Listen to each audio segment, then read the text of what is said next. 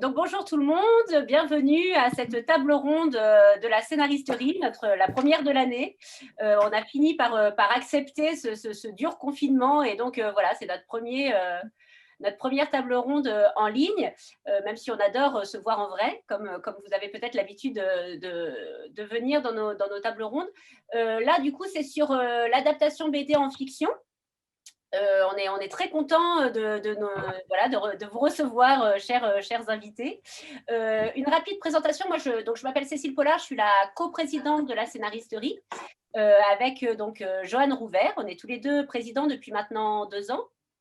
La scénaristerie, en fait, a été créée en 2015 avec c'est Nadja Dumouchel, Léo Carman et Sabrina Beccari qui ont créé la scénaristerie, avec l'envie, en fait, de défendre cette idée que le scénariste peut être créateur et peut proposer des histoires, que ce n'est pas forcément le réalisateur qui est à la base d'un projet. Et donc, ça, c'était un peu le point de départ. Et depuis, donc en fait, on organise des résidences d'écriture. On en organise 2 par an.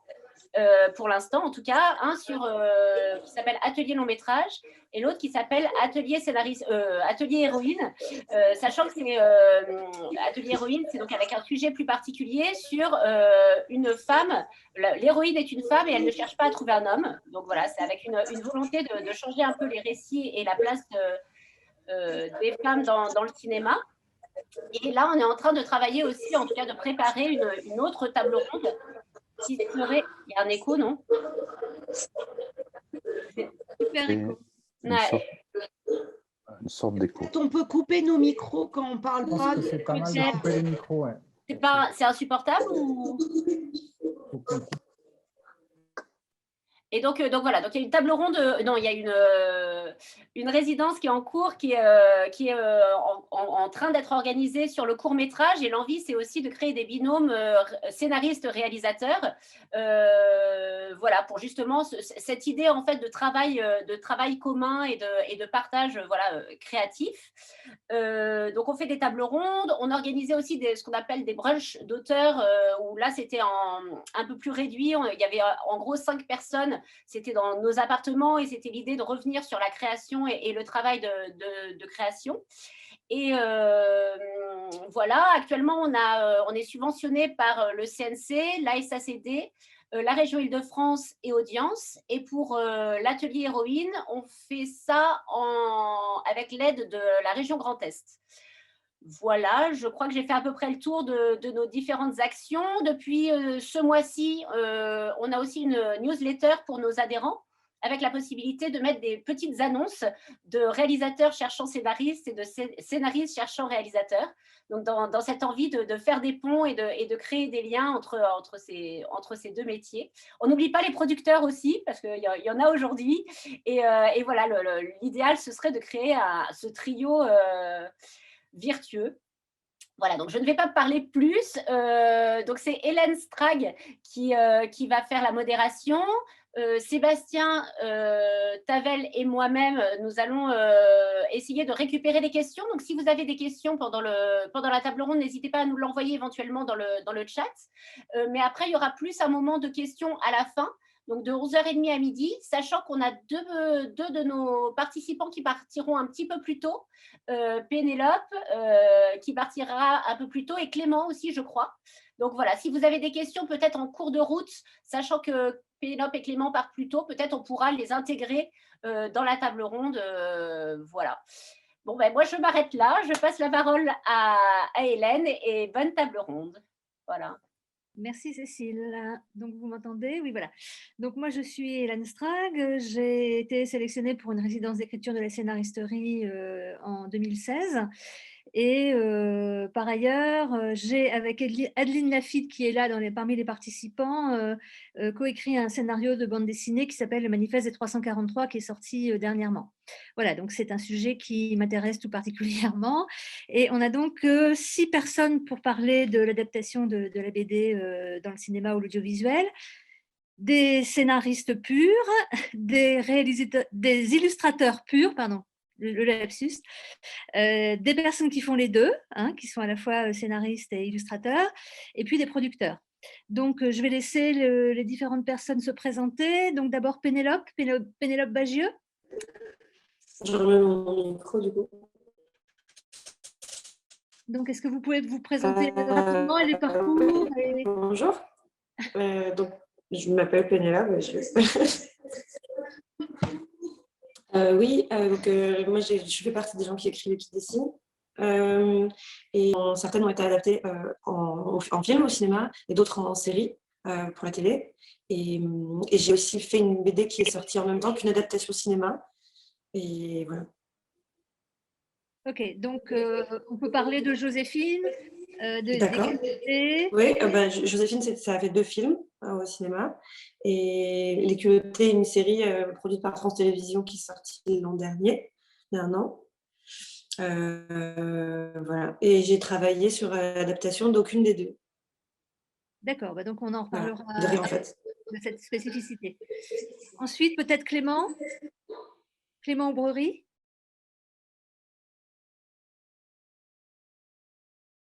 Alors, est-ce qu'on entend? Vous m'entendez maintenant? J'avais coupé. Clément et Julie, puisque Julie est à côté. Et Julie aussi, mais bon, on est 2 personnes différentes. Et voilà, donc qu'est-ce que j'ai fait? Moi, au départ, j'ai fait une série avec Eric et Ramzy qui s'appelle Mout Mout, qui était diffusée sur Canal+. Donc, mais là, ce n'était pas de l'adaptation, c'était une série originale dont j'avais fait le design. Ensuite, je réfléchis, mais non. Alors après, donc j'ai créé une société de production et on a produit 2 longs métrages, en fait 3, mais que 2 et demi. Donc le premier, c'était le Chat du rabbin, donc là où j'étais producteur. Le deuxième, c'est Aya de Yopougon, dont j'étais co-réalisateur et producteur. Et le troisième, c'est Petit Vampire, qui est finalement sorti récemment. Mais là, j'ai vraiment très, très peu participé. Et puis, ce n'est pas nous qui avons fini le film. Voilà, en audiovisuel pur, c'est à peu près tout. Voilà, donc tu es multicasquette. Donc, tu auras un point Ouais, de vue. enfin, c'est un peu, c'est pas vraiment vrai en fait parce que je suis pas producteur, j'y connais rien et surtout ça m'ennuie terriblement comme activité. Mais disons qu'on n'est jamais mieux servi que par soi-même ou peut-être pas. Et donc j'avais créé ce studio pour pas avoir, comme j'ai fait Mout Mout dans un autre studio et que ça s'était plutôt mal passé, j'étais pas très très content. En fait, j'ai un problème avec les relations de hiérarchie et tout. Je suis très désobéissant. Donc, j'avais fini par faire une structure où j'étais le chef. Mais en fait, être chef, c'est très chiant aussi. Donc, voilà, je ne sais pas quoi dire. Julie, à toi. À la base, tu es illustrateur quand même. C'est plutôt porté sur le dessin. Alors, voilà, je fais une petite remarque. C'est que je trouve que le mot illustration ne correspond pas du tout à la bande dessinée. La bande dessinée, c'est du dessin, c'est de la BD, mais l'illustration, c'est un métier différent qui consiste à avoir un texte littéraire ou pas, ou très court ou très long, et à l'illustrer, mais il n'y a pas vraiment d'interaction. C'est-à-dire que la phase du dessin ne transforme pas le texte. Alors qu'en bande dessinée, on a un scénario, et puis lorsqu'on dessine la BD, on interagit avec le texte, on le modifie, on l'amende, voilà, on peut le couper, on peut le rallonger, on peut inventer des scènes. Donc, c'est justement plus un travail proche de la réalisation que de l'illustration. Voilà. Donc, tu te définirais comment alors? Comme je sais pas me définir. Comme dessinateur. Ouais, je suis dessinateur. J'aime le dessin et l'illustration. J'aime beaucoup l'illustration, mais je suis pas. Enfin, j'ai été illustrateur, j'ai fait de l'illustration, mais la BD, c'est pas de l'illustration. La BD, c'est en fait. Dans l'illustration, il y a l'idée qu'on accompagne simplement quelque chose. En bande dessinée, quand on dessine, on est aussi auteur. Bien sûr. Voilà. Ok. Bon, Julie? Merci de m'avoir invitée, mais en fait, je ne vois pas trop ce que j'ai à faire dans cette histoire parce que je fais juste des scénarios de BD. Et si on a fait une série qui s'appelle Pablo, qui un jour sera un film, voilà, mais c'est tout. Sinon, ça m'arrive d'écrire des dessins animés pour d'autres gens, mais sinon, j'ai aucun autre lien avec le cinéma, sauf que j'ai fait une école de cinéma il y a très longtemps. Voilà. Mais si, justement, tu vas pouvoir nous dire pour toi quelle est la spécificité du scénario de bande dessinée par rapport… Ah oui, ça, je peux vous dire. Donc, tu vois, t'inquiète pas, tu as ta place. Ensuite, Jean-Luc Gaget. Je m'active. Voilà, vous m'entendez normalement? Donc, oui, bonjour, merci de votre invitation. Moi, je suis scénariste depuis, à plein temps depuis une vingtaine d'années. Avant, j'ai été monteur en fiction cinéma pendant une dizaine d'années. J'étais un petit peu producteur, un petit peu réalisateur, enfin, voilà.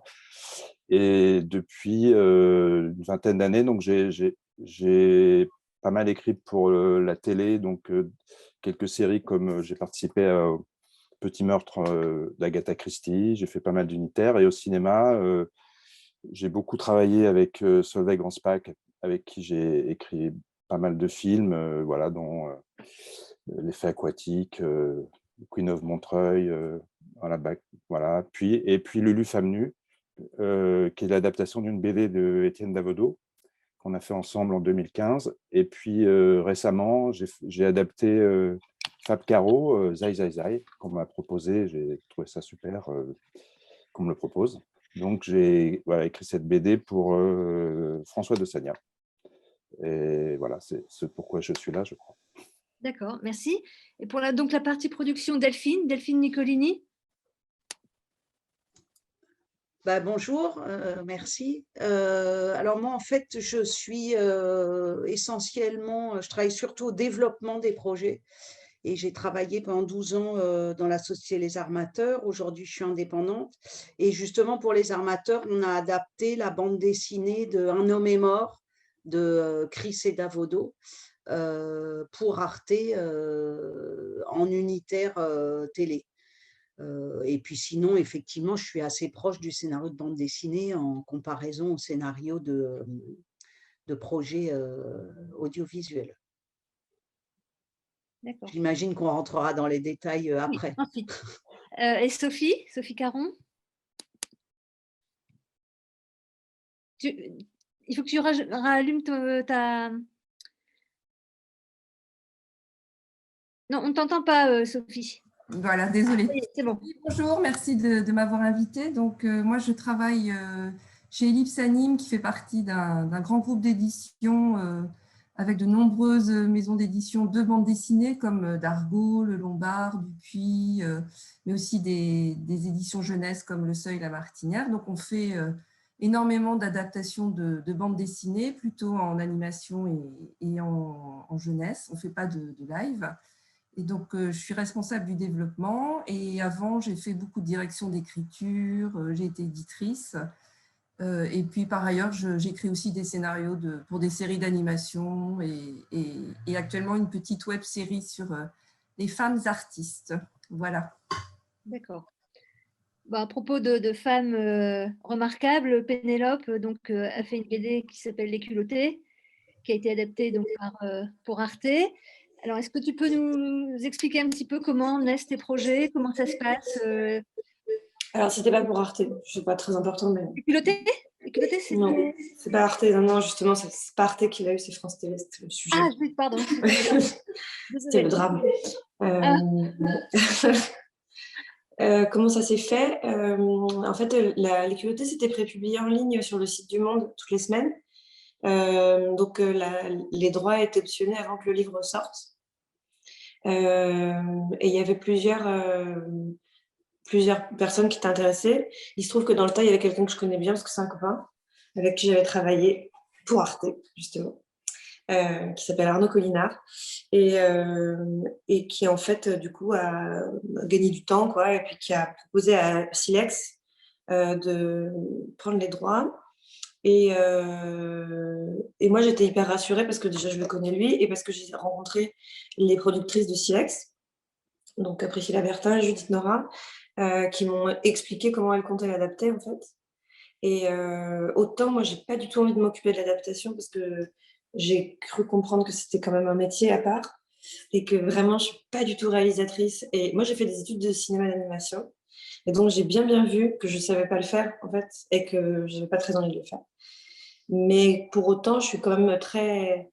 Ma politique, c'est ne rien faire, mais tout surveiller quand même, quoi.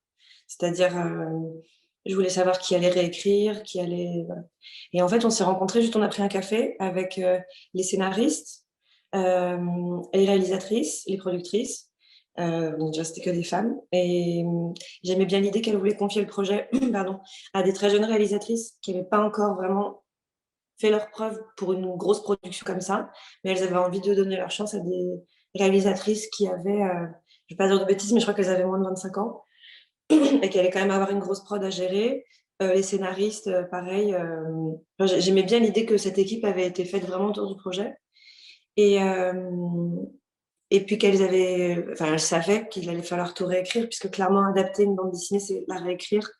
Puisque contrairement à ce qu'on peut penser quand on n'a jamais trop mis le nez dedans, c'est pas du tout la même écriture en fait. Et je pense qu'il y a une erreur assez classique qui consiste à se dire on a un livre qui est déjà écrit, en plus la BD c'est super, c'est des plans, c'est un synopsis, génial, quoi, on va l'adapter tel quel et ça va être super. Je pense que ça fait d'assez mauvais films. Et le fait que on soit toutes d'accord dès le début qu'il allait falloir tout réécrire, je trouvais ça assez rassurant. Et après, je suis désolée, j'arrête pas de tousser. Ce n'est pas ce que vous croyez, c'est juste que je suis en rhume. Et en fait, moi, je leur ai donné les clés, quoi. C'est-à-dire, je vous fais confiance, je suis sûre que ça va être super. Et faites-moi signe si parfois vous avez besoin d'une relecture. Ce sera avec plaisir. Et voilà. Donc, tu laisses complètement les clés du camion et tu vois… À partir du moment où je suis en confiance et où je sais qu'on s'est comprises et que ce qu'elles ont aimé du livre, c'est ce que je voulais aussi faire passer. Ok, super, allez-y. Et totalement disponible si vous avez besoin d'un regard extérieur qui n'en est pas un. Et ça a été assez utile parce que, par exemple, donc les épisodes, en gros, les culottés, c'est des portraits qui font 6 pages à chaque fois. Et les épisodes faisaient 3 minutes 30 avec générique. Donc, c'est rien, en fait. Et surtout, je pense que ça, les autres personnes qui parleront de l'adaptation de BD le diront certainement aussi. En fait, il faut beaucoup plus écrire pour un épisode de série que pour de la BD parce qu'on peut se permettre beaucoup d'ellipses. On peut se permettre de ne pas tellement creuser certains personnages, on s'en fout. Il peut y avoir des moments où, de manière un peu stylisée et complètement paresseuse, on peut ne pas faire de décor dans certaines cases en se disant ah, c'est mon parti pris, mais ça ne marche pas en anime. Donc en fait, il faut écrire plus que ce que moi j'avais écrit. Et comme en plus, là, ce sont des personnages qui ont existé, il fallait faire beaucoup plus de fact-checking. Enfin, elles ont bossé beaucoup plus que moi, en fait. Mais il y avait un truc, c'est que moi, tous mes épisodes, enfin, chacun de mes portraits, s'articule autour d'une scène, toujours, qui est essentielle pour moi, qui est le moment dans la vie de chacune de ces femmes où elles se disent ok, ça suffit. À partir de maintenant, c'est moi qui prends les choses en main et on fait comme moi j'ai décidé. Et en fait, la volonté des réalisatrices, c'était d'écrire les épisodes comme ça aussi. C'est-à-dire qu'il y ait vraiment un moment clé au milieu de l'épisode avec un thème musical qui revenait à chaque fois, qui était ce moment-là. Et du coup, quand elles ont écrit les épisodes, elles me les ont fait relire. Et parfois, je leur disais juste une chose, c'est que c'est pas ça le truc important de la vie de cette femme, selon moi. Et c'était vraiment ça, en fait, les retours que je leur faisais. Jamais je me serais permis de dire j'aime pas trop le décor ou je sais pas, je suis pas trop… Parce que pour moi, c'était leur projet. Donc, du moment qu'elles dénaturaient pas ce que moi j'avais voulu raconter, et j'étais sûre qu'elles avaient à cœur les mêmes objectifs que moi, c'est-à-dire qu'elles étaient fans de ces femmes, en fait. Donc, j'étais assez sereine. Mais c'est aussi pour cette raison-là que j'ai refusé plein d'adaptations avant. Voilà. C'est qu'il faut vraiment que j'y croie. Et après, je vous laisse tranquille parce que j'imagine qu'il n'y a rien de pire que d'avoir un auteur sur son épaule toutes les 5 minutes à dire « c'est pas comme ça que j'aurais fait », alors que c'est pas son métier, en fait. Donc, voilà, chacun son métier. Donc, on parle là directement d'adaptation. Moi, j'avais une autre question aussi, peut-être pour les scénaristes qui nous écoutent, là, qui sont plutôt audiovisuels.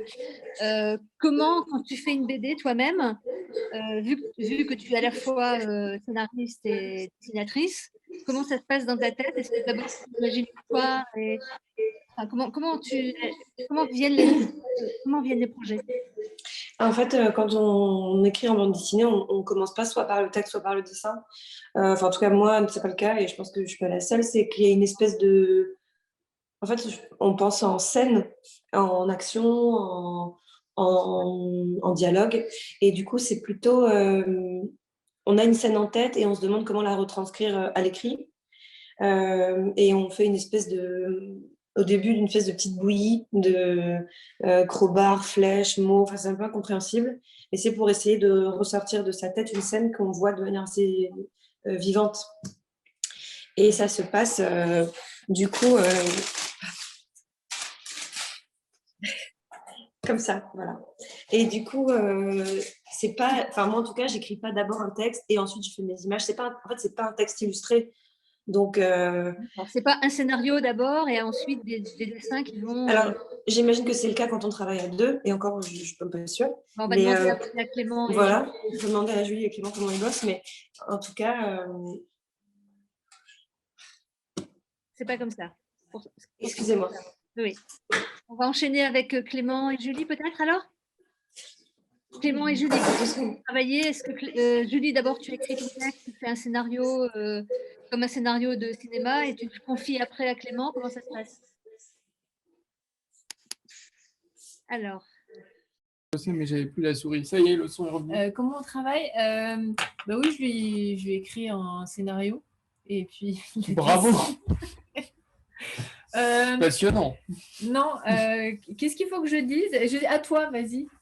Non, mais Julie, est-ce que tu as une idée? Alors, d'où vient l'idée? Comment ça se passe en général? En général, en fait, je vis avec des espèces d'obsessions. Et puis, voilà, là oui. En ce moment, par exemple, c'est plus sur Dali. Enfin, voilà. Et j'essaye de raconter une histoire et j'ai toujours l'impression que je ne vais pas y arriver. Voilà. Mais est-ce que tu fais un scénario comme on apprend à faire un scénario dans les écoles de cinéma? Alors, non, ce que je fais, c'est que j'essaye que ce soit des scènes de théâtre. Un peu, moi, je pense plutôt en termes théâtre au départ. Qu'est-ce qui se passe? Quels sont les enjeux? Qu'est-ce qui se passe entre les personnages? Bon, d'abord, ce que je fais, c'est que j'essaye d'avoir une idée, d'écrire le déroulé. Un peu ça, c'est un peu comme le cinéma. Qu'est-ce qui va se passer du début à la fin? Et ensuite, à chaque fois, d'avoir des scènes. Qu'est-ce qui va se passer entre les personnages? Parce que ce qui m'intéresse, c'est qu'il y ait des enjeux. Et ensuite, de le transformer en cases. Et donc, effectivement, ce qui peut être parfois frustrant en BD quand on n'est que auteur, c'est qu'on doit être très concis. Parce que le principe, c'est que j'ai toujours l'impression que c'est une grâce qu'on me fait de dessiner mes scénarios. Donc, je me dis toujours, il faut qu'il ait envie. Et donc, pas du tout de s'étaler parce qu'un dessin, une page, ça prend une journée entière en commençant à 6h du mat. Donc, il y a vraiment ce truc de la nécessité. Il faut donner envie aux dessinateurs de dessiner. C'est ça qui est un peu dur quand on ne sait pas dessiner. C'est qu'il faut toujours faire envie. Voilà. Donc, il y a une sorte de concision et les armes que j'ai, ça peut être la voix off, les dialogues, et puis c'est pas grand-chose. Mais donc, en fait, je bosse pas mal pour un résultat où il n'y a pas beaucoup de mots. Voilà. Donc, c'est ça qui peut être frustrant en BD. Voilà. D'accord, mais quand même, tu décris chaque case ou bien tu laisses la liberté à Clément de découper? Est-ce que je décris chaque case? Non, en fait, quand c'est... j'ai l'impression que si ça marche, en fait, je dis juste où on est, ce qu'on fait comme une scène de théâtre, il y a les dialogues, il y a les didascalies. Ensuite, je peux donner des indications, des docs, comme souvent, c'est des trucs qui sont historiques que je fais. Enfin, pas toujours, mais j'ai pas mal de docs. Donc, ça vient éclairer une scène, je lui envoie des photos, des archives. Ensuite, Clément, il va chercher plein d'autres trucs, mais voilà. D'accord. Et donc, toi, Clément, tu prends le document de Julie, mais bon, tu as travaillé aussi avec d'autres scénaristes de bande dessinée. Donc, est-ce que ça s'est toujours passé comme ça ou est-ce que c'était différent suivant les différents auteurs? Tous les auteurs sont différents, mais au final, c'est une collaboration. Donc, ça peut être sous n'importe quelle forme. Comme scénario de cinéma ou bien ça peut être... Il n'y a pas de règle. De toute manière, c'est qu'une étape. Je ne sais pas, Bégodeau, c'était très écrit. Quand je travaillais avec Stéphane Melchior sur les Royaumes du Nord, il amène énormément de documentation passionnante, il trouve des images, comme fait Julie aussi. Julie, elle amène aussi des images qui ouvrent, quoi. En fait, le principe d'un bon fonctionnement, c'est que le scénariste ne verrouille pas l'espace, au contraire, qu'il l'ouvre en proposant des choses. Donc, s'il y a des images, c'est accueilli comme une proposition positive et pas comme une injonction. Donc, c'est là pour nourrir en fait l'imagination. Donc là, certains écrivent des scénarios classiques.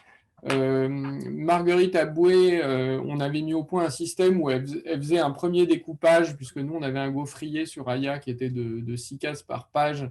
Donc, elle faisait déjà un premier découpage en séquence pour que ça tombe bien, puisque l'idée, c'est vraiment à chaque fois qu'en bas de page, on ait une chute, ou au Oui, moins on a envie une de tourner la page. séquence peut courir sur plusieurs pages, mais que ça se soit bien rythmé. Et voilà, donc il n'y a pas de règle absolue, il y a simplement une construction qui fait que tout le monde tend vers un but qui est que le rythme doit être bien, que les ambiances doivent changer, qu'on doit être inspiré. Par exemple, le truc pour moi le plus dur à dessiner, ce qui m'inspire le moins et qui est le plus difficile, c'est des scènes où il y a plein de personnages qui parlent dans une pièce. Donc ça, c'est très compliqué parce qu'il faut vraiment être comme un réalisateur, se dire où est-ce qu'ils sont assis, où est-ce qu'ils sont debout, qui est à côté de qui parle. Et puis, la pièce, c'est aussi un espace très fermé, très difficile c'est difficile de trouver une solution graphique pour que ce soit beau, que ce soit intéressant. Donc, sachant ça, Julie, elle essaye de ne pas trop faire de scènes avec tout un tas de gens enfermés dans une pièce. Quand c'est nécessaire, on en fait, mais on essaye d'éviter de faire 50 pages comme ça. Voilà, donc c'est un exemple idiot, mais la bande dessinée, c'est très visuel, donc il faut être nourri avec plein de choses, avec des idées, avec des envies. En fait, il faut avoir envie. D'accord. Et Julie, tu travailles aussi avec d'autres dessinateurs? Pas trop. J'ai eu une expérience, en fait, je me suis ennuyée. Non, pas trop. D'accord. Bon, bah, très bien, alors, ça marche bien. Alors, on peut là maintenant parler un petit peu plus d'adaptation. Jean-Luc, par exemple, donc toi, tu es scénariste plutôt dans l'audiovisuel. Et donc là, toi, tu produis un vrai scénario, enfin un vrai, un scénario dans les formes, dans la forme classique.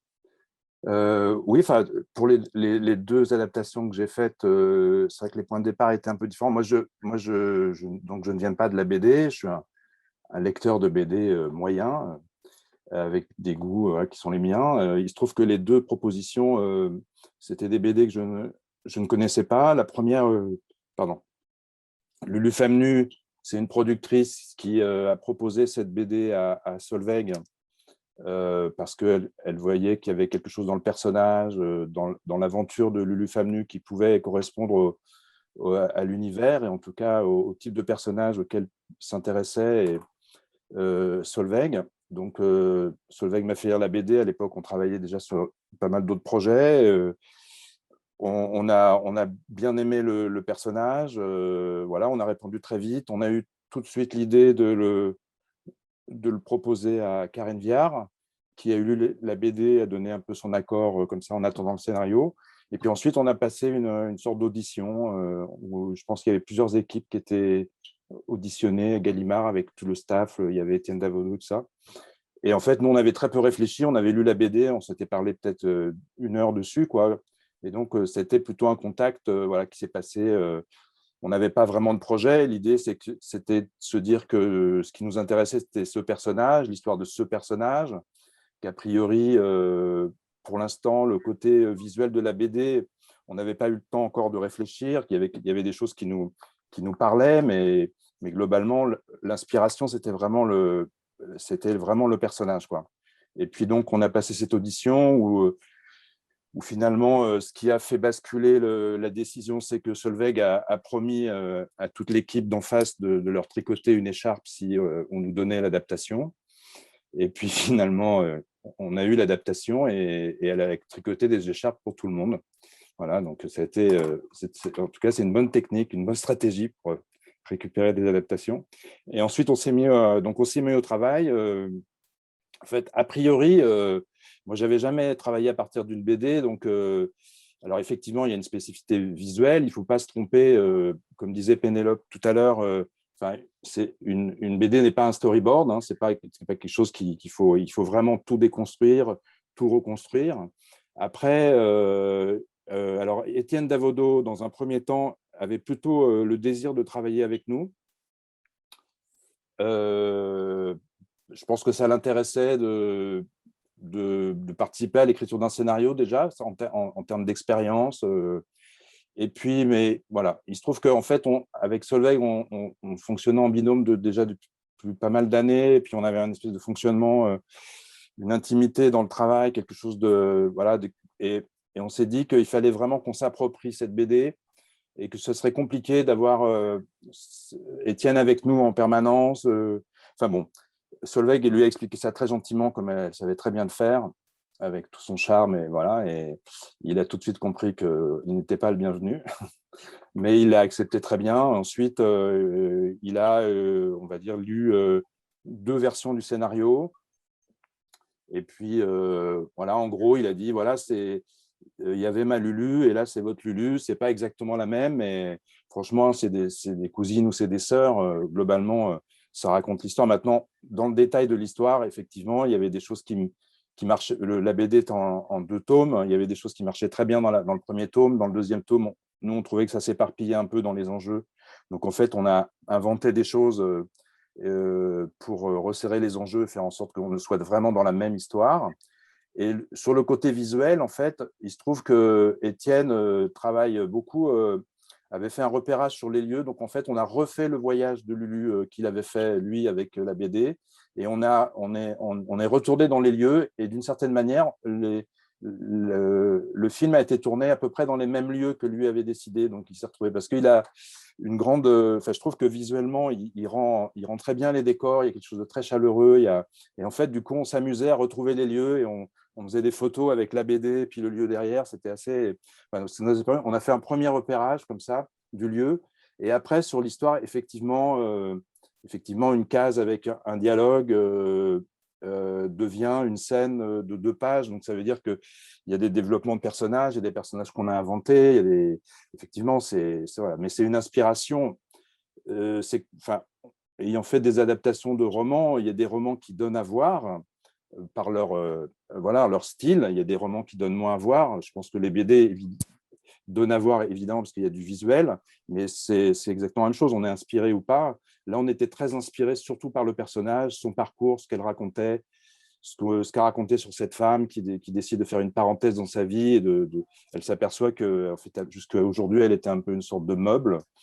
Et elle décide de ne plus être un meuble. Et c'est cette aventure qu'on avait envie de raconter avec Solveig. Et c'est vrai que par rapport aux autres films qu'on avait écrits ensemble, où il y avait très souvent une femme au centre, et ce parcours-là, il y avait une continuité dans notre travail. Et c'est vrai que c'était une belle rencontre qui s'est faite entre la BD, Étienne et nous, et Karen Viard, qui par ailleurs, finalement, a accepté de jouer le personnage et qui a amené effectivement sa personnalité, qui était presque un contre-emploi pour elle, puisqu'elle a l'habitude de jouer des rôles qui sont très en force, elle a une personnalité très très forte dans la vie, et à l'écran, c'est souvent ça qui transparaît. Et là, en fait, son challenge à elle, ça a été au contraire de s'effacer, puisque c'est un personnage dans la BD et dans le film, c'est un personnage qui est vraiment en écoute et qui accueille en fait toutes les rencontres et qui va se grandir avec le parcours du récit qui est raconté, quoi.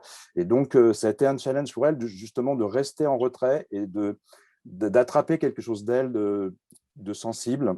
Et je pense que j'en suis certain que le regard de Solveig sur Karine a fait surgir quelque chose d'elle qui a fait la passerelle, puisque,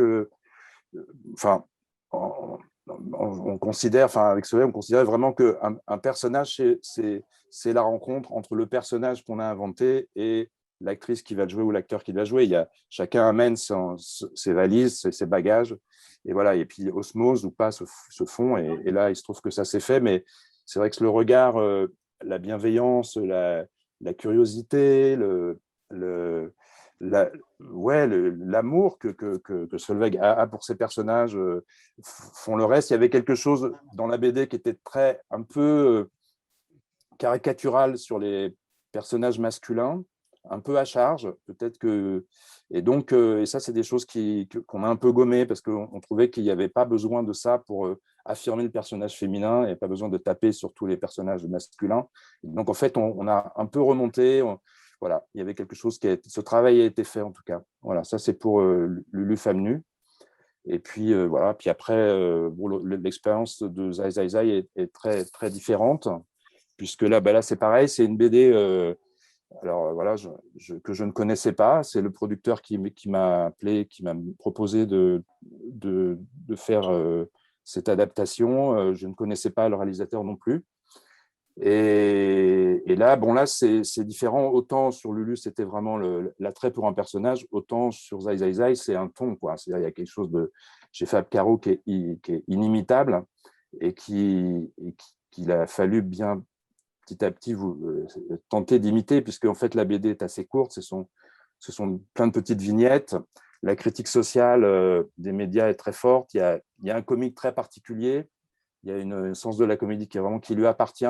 Et donc, avec François de Sagna, en fait, ça a été vraiment d'être Fab Caro compatible, quoi. C'est-à-dire qu'on inventait des choses qui nous faisaient rire, et puis les producteurs nous disaient non, c'est pas Fab Caro, et tout ça. Maintenant, Fab Caro, lui, n'a pas souhaité participer à l'adaptation. Je pense qu'il avait d'autres chats à fouetter. Il est très peu intervenu. Il a lu une version de scénario et il a fait quelques remarques très laconiques. Il avait l'air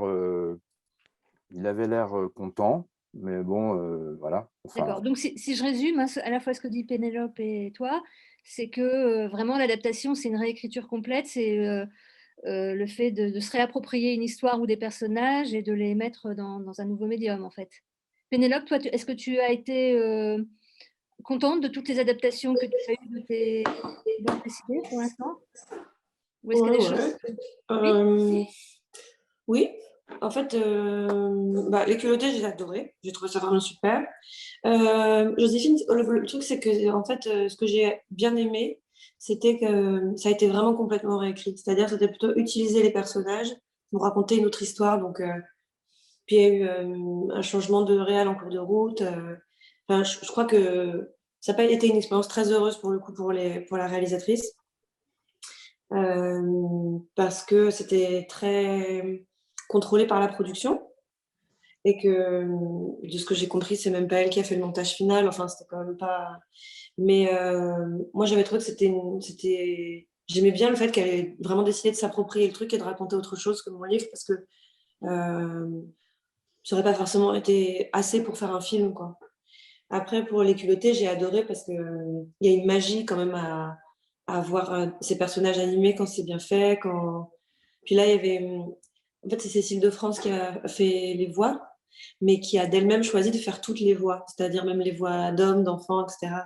Et donc, c'était vraiment merveilleux, quoi. Et puis, je pense que le fait que les scénaristes et les réals aient dû se poser des questions que moi, je ne m'étais pas posées, ça fait qu'en fait, elles ont densifié mes personnages beaucoup. Elles ont vraiment donné plus de corps à ce que moi, j'avais survolé. Donc, et puis, bon, de toute façon, quand on a travaillé sur des personnages pendant si longtemps, bande dessinée, on est attaché à eux comme si c'était des gens qu'on connaissait vraiment. Et du coup, il y a aussi une émotion juste à voir ça Clémentine Delay, ça Joséphine Baker animée. On se dit, oh, c'est mes enfants. Il y avait un truc. Moi, ça m'a fait pleurer quand j'ai vu les épisodes monter en vrai. Et puis, il y a aussi une dimension tellement plus large dans le public, c'est qu'on se dit, il y a des gens qui vont les découvrir, qui n'auraient probablement jamais ouvert mon livre. Donc, j'avais pas mal de gratitude, et ça fait un peu la masquette de dire ça, mais j'étais vraiment hyper contente, encore une fois, parce que c'était très bien fait et que c'était aussi humainement chouette avec les gens qui ont travaillé dessus. D'accord. Mais j'imagine, je connais aussi des gens pour qui voir l'adaptation de leur bande dessinée a été un cauchemar et une expérience hyper traumatisante, et pour qui ça reste des moments très durs, quoi. C'est-à-dire d'avoir l'impression d'avoir été dépossédé de quelque chose. Et qu'on ait trahi complètement l'esprit de ce qu'ils voulaient faire, et pour qui ça reste terrible, parce que évidemment que les films et les séries sont plus connus que les livres, donc en plus ça veut dire qu'on va toujours vous ramener à, on voit votre livre et on dit ah mais oui, j'avais vu le film, c'était super.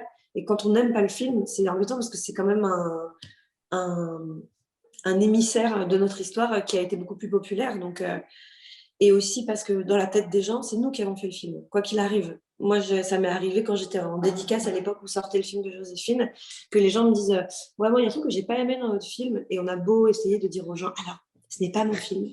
Bah, pour les gens, c'est notre film, en fait. Donc, c'est pour ça qu'on est aussi assez vigilants, je pense. C'est que si c'est foiré, c'est notre faute. Donc, et c'est pour ça que la position qui est celle que moi je choisis, qui est prends l'argent et tire-toi, c'est-à-dire je ne fais pas l'adaptation, elle est quand même un peu à double tranchant parce qu'il vaut mieux que ce soit bien le résultat. Sinon, là, c'est quand même tant pis pour moi. Donc, Et Clément, alors toi, est-ce que tu as eu quelque chose de déception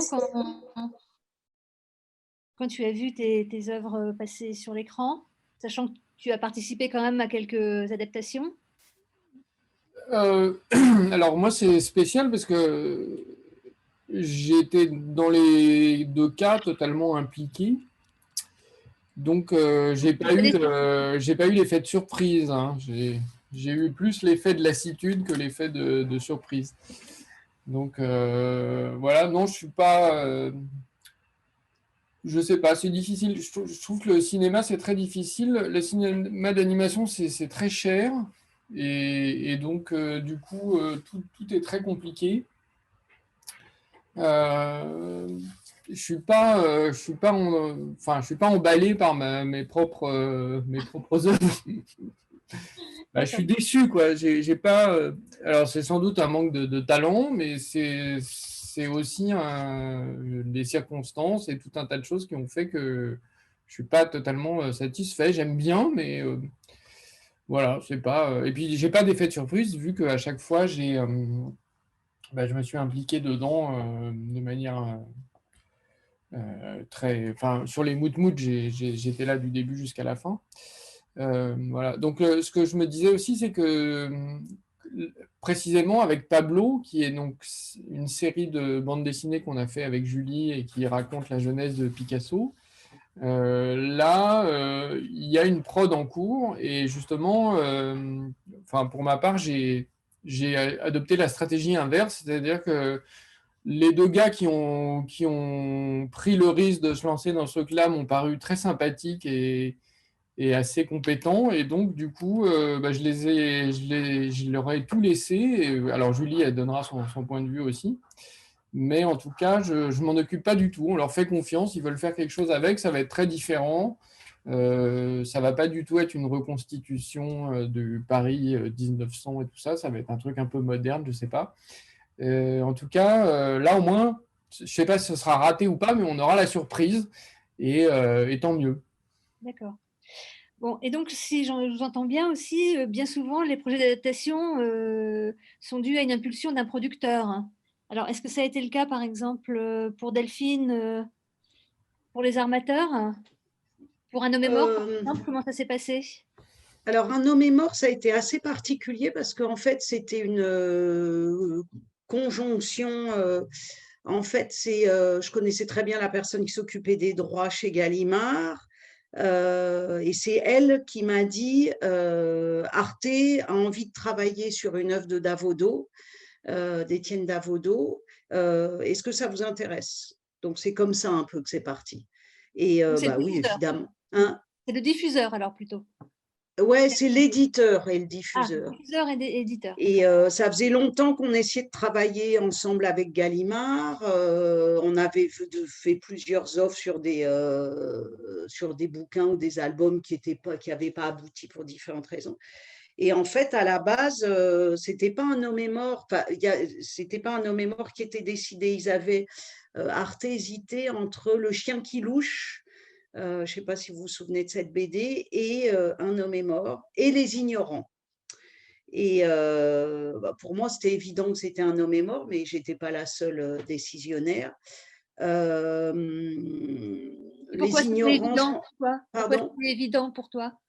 Bah, justement, pour moi, Les Ignorants, on aurait fait une sorte de documentaire. Enfin, l'idée, c'est qu'ils ne voulaient pas faire un documentaire. On travaillait avec le service fiction. Donc, il fallait trouver quand même une BD qu'on puisse adapter et fictionner tout en gardant la base réelle, puisque dans Un homme est mort, la base est réelle. Enfin, dans tous les bouquins de Davodo, d'ailleurs. Enfin, peut-être sauf dans Lulu Femme Nue. Mais, Et donc, dans Les Ignorants, c'est vraiment un échange de savoir entre un dessinateur et un vigneron, et je ne voyais pas comment adapter ça en 1 heure ou 1 heure et demie sur une fiction relativement enlevée, qui ne soit pas du documentaire. En plus, pour être honnête, j'ai pas été une grande fan de cette BD, je peux le dire, parce que j'en ai longuement parlé avec Étienne après. Et Le chien qui louche, je trouvais qu'il y avait moins de choses à raconter que dans Un homme est mort, quoi. Mais on a beaucoup travaillé sur Un homme est mort, justement, sur l'adaptation. Et Étienne Étienne et Chris, mais Étienne était très regardant quand même sur l'adaptation graphique, bien sûr, mais également sur le scénario. Après, ils nous ont laissé faire. Enfin, Chris a participé à toute la première partie de l'adaptation littéraire en scénario. Mais en fait, je suis pas sûre que tous les auteurs de BD sachent comment transposer leur œuvre en œuvre scénaristique. Il y en a qui savent le faire très bien, hein, et là, je ne sais pas si vous connaissez bien Un homme est mort, mais ça se passe pendant les grèves dans les années 50, donc il y a beaucoup de manifestations, beaucoup de revendications. Chris étant quelqu'un d'assez militant, tout d'un coup, on se retrouvait avec des pages entières d'ouvriers revendicatifs, donc c'était hyper intéressant, mais pour une BD, pas pour une œuvre animée. Donc en fait, il a travaillé en direct avec des scénaristes d'audiovisuel. Et Sophie, pour toi, comment ça se passe? Comment est-ce que vous choisissez les projets que vous allez adapter? Alors nous, on a la chance d'être beaucoup en contact avec les éditeurs de chez Dargaud, Le Lombard, Dupuis. Donc c'est une sorte de discussion permanente où moi je suis beaucoup en train de regarder les catalogues et de voir ce qui pourrait nous intéresser. Et quand il y a une rencontre, en fait, je la propose aux producteurs. On a une équipe de 2-3 producteurs, et là on rentre vraiment dans un travail de développement avec beaucoup d'interlocuteurs, puisqu'il y a évidemment l'auteur d'origine, les auteurs d'origine, l'éditeur. Ensuite, nous, il y a notre vision de producteur, et après, il y a le diffuseur. Donc, c'est vrai que c'est compliqué parce que, et c'est peut-être pour ça aussi que l'adaptation de bande dessinée, parfois, peut arriver à des résultats qui ne sont pas forcément ceux qu'on escomptait au départ, parce qu'il y a énormément de personnalités et de gens qu'il faut convaincre et mettre d'accord. Et c'est vrai qu'il y a une liberté, je pense, beaucoup plus grande du dessinateur de bande dessinée qui est chez lui avec son éditeur. Nous, on a en plus tout le côté production et surtout tout le côté diffuseur.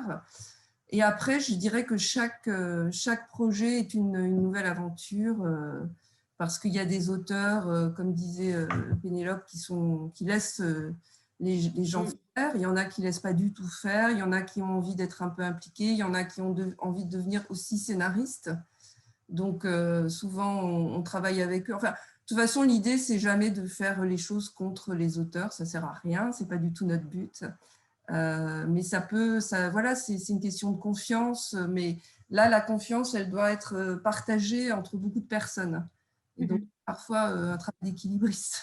Mais donc, tu dis, c'est symptomatique, tu dis que des auteurs de BD veulent devenir scénaristes. Donc, selon toi, à la base, tu ne les considères pas comme des scénaristes, comme tu pourrais considérer? Non, parce que comme il a été dit, c'est vraiment des métiers très différents. Donc, c'est vrai qu'un auteur de bande dessinée n'est pas un scénariste audiovisuel. Il peut tout à fait le devenir, mais c'est vraiment des métiers différents. Donc, là, par exemple, on travaille avec Carbone sur une adaptation d'une bande dessinée qui s'appelle La boîte à musique. Tout de suite, elle nous a dit, moi, je veux en être, je veux apprendre.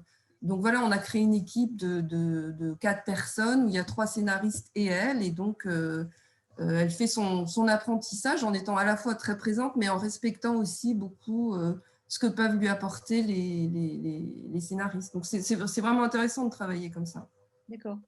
Et Jean-Luc, non, c'est Clément qui a fait le livre À main nue avec Laïla Slimani. Est-ce que Leïla Slimani t'a donné un scénario ou c'est aussi un texte beaucoup moins normé? Non, non, encore une fois, c'est toujours de l'interaction. On réfléchit ensemble à ce qu'on va choisir. Bon, c'est basé sur la vie d'une personne réelle, mais en même temps, ça laisse énormément de choix, parce qu'on ne peut pas tout raconter et on ne veut pas tout raconter. Donc, on choisit ce qui nous intéresse. Et puis, on réfléchit à ce que va être ce que va amener aussi le dessin, parce que en bande dessinée, il faut que le dessin ait un sens, quoi. Il faut que ça apporte quelque chose.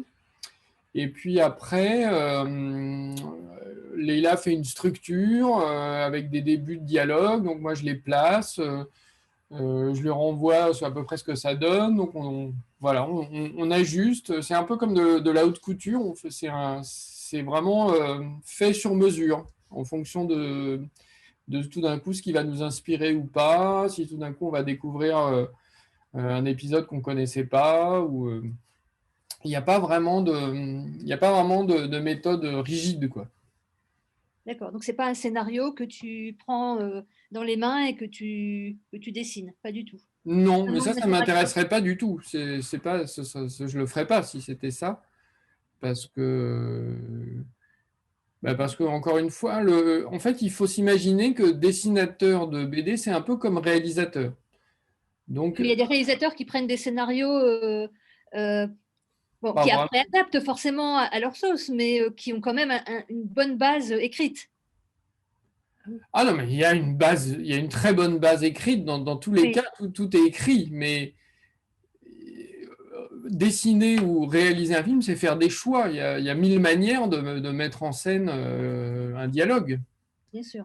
Et donc, c'est ça qui est intéressant. Et le fait que le dessinateur, j'essaie d'être clair parce que je n'ai pas l'air de l'être, mais en fait, quand on est dessinateur, on est auteur d'une certaine manière. Ça m'arrive pour tout le monde, pour Julie ou pour n'importe qui. Parfois, je propose des dialogues. Bon, parfois, je suis mon propre scénariste. Sur Voltaire amoureux, c'est une série que j'écris et que je dessine. Mais quand je travaille avec un scénariste, il y a des choses vers lesquelles je tends naturellement et je les propose. Et puis si ça correspond, voilà, on avance. Mais il n'y a pas de. Heureusement, c'est pas rigide. Si c'est rigide, c'est mort. Si c'est mort, le résultat va être mauvais. Donc, la circulation de l'information, c'est la base vitale. C'est vraiment le nerf d'un livre. Sinon, ça devient un travail. Et Jean-Luc, alors, donc si on rentre dans une partie un peu plus technique de l'adaptation, donc toi, tu écris un scénario de film, quoi. Enfin, tu reprends pas le scénario de la bande dessinée. D'ailleurs, il n'existe plus quand tu fais la bande dessinée, forcément. Tu l'écris complètement. Comment ça se passe pour… on s'en éloigne, on s'en rapproche. Au début de l'écriture, la BD est avec nous, on va vérifier des choses, et puis petit à petit, en fait, on la connaît tellement bien qu'on a les images en tête, etc. Donc, il y a une espèce d'alchimie qui s'opère, et voilà, c'est un peu comme avec… C'est-à-dire que c'est un peu comme une matière qui serait soit une matière documentaire. Parfois, il arrive d'écrire à partir d'enquêtes et de rencontres, d'interviews, de personnages réels. Et petit à petit, quand on les connaît bien, mais finalement, on s'approprie les personnages et on en fait quelque chose. Là, c'était un peu ça. C'est-à-dire que effectivement, on a gardé les grandes lignes pour Lulu Famenu, on a gardé les grandes lignes du premier tome. Et puis, dans la deuxième partie, comme je disais tout à l'heure, on a modifié quelques enjeux. Et puis, en fait, on a changé un peu la fin. Après, on a fait des essais de structure, des choses. On a essayé, comme dans tout scénario, c'est aussi beaucoup de bricolage, quoi. On essaye des choses. On avait essayé un moment une structure. Parce que dans Lulu Famenu, dans la BD, d'ailleurs, je ne me souviens même plus, parce que j'ai commencé dans la BD, mais il y a… Lulu Famenu se fait frapper par son mari et on croit qu'elle est morte. Et puis finalement non. Et donc, on avait essayé une structure, on commençait par cette scène et on disait, on revenait un mois plus tard et on essayait de créer un suspense en disant qu'est-ce qui s'est passé vraiment, est-ce qu'on nous raconte l'histoire du dernier mois de cette femme, etc.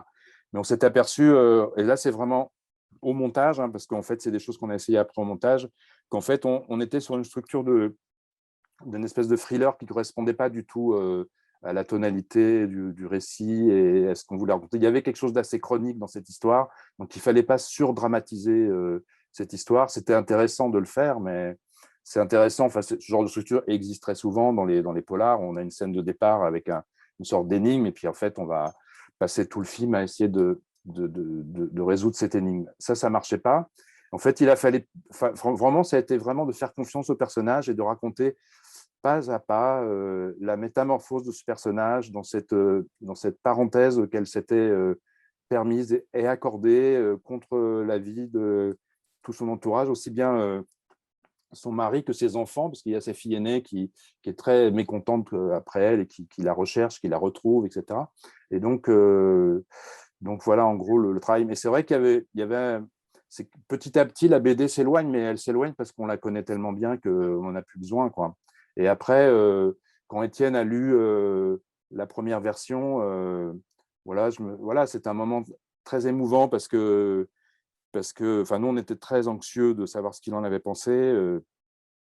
Et puis, voilà, et puis il a fait un retour vraiment, comment dire, voilà, il était très généreux, quoi, vraiment très généreux. C'est-à-dire qu'il a pointé quelques détails, mais vraiment, c'était pas du tout, il n'y avait aucune injonction de sa part. Il nous a dit, peut-être à ce moment-là, enfin, c'est vrai, il a eu voilà, des indications d'un lecteur attentif à une œuvre qui n'était déjà plus la sienne, quoi.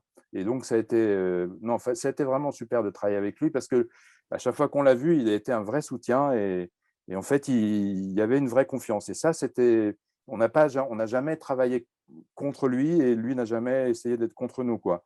Il nous a accompagnés et puis à la fin, nous disant que cette Lulu, elles étaient cousines ou sœurs, voilà, l'appropriation, elle est vraie dans toutes sortes d'adaptations, hein. Il y a un moment, on est obligé.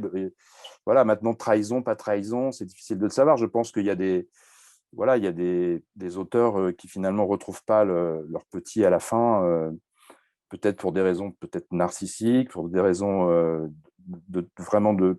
où le propos général est contredit. Enfin, il y a des choses comme ça. Là, à ce niveau-là, je pense que, il faudrait lui redemander, mais je pense qu'il était assez rassuré du film, quoi. Et est-ce que tu as déjà adapté des romans aussi? Oui, j'ai adapté pas mal. Est-ce qu'il y a une différence entre l'adaptation de romans et l'adaptation de bande dessinée, par exemple? Oui, il manque les images, quoi. Sinon, oui, c'est…